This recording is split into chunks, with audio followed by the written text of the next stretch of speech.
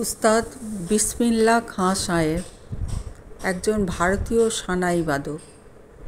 তার জন্ম হয়েছিল 21 মার্চ 1916 আর মৃত্যু হয়েছিল 21 আগস্ট 2006।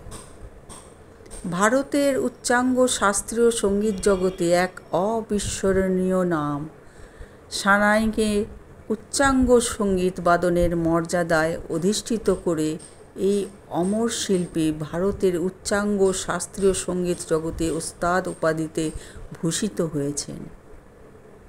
উচ্চাঙ্গ সঙ্গীত শিল্পীদের মধ্যে তিনি তৃতীয় যাঁরা ভারতরত্ন পদক পেয়েছেন।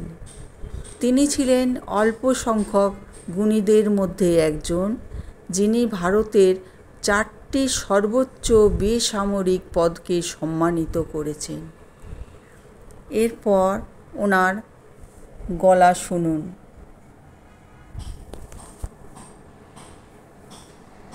इस तरफ ज्यादा रिवाज में नहीं है, लेकिन हमारे बनारस साइड की तरफ कजरी का रिवाज अभी तक चल रहा है।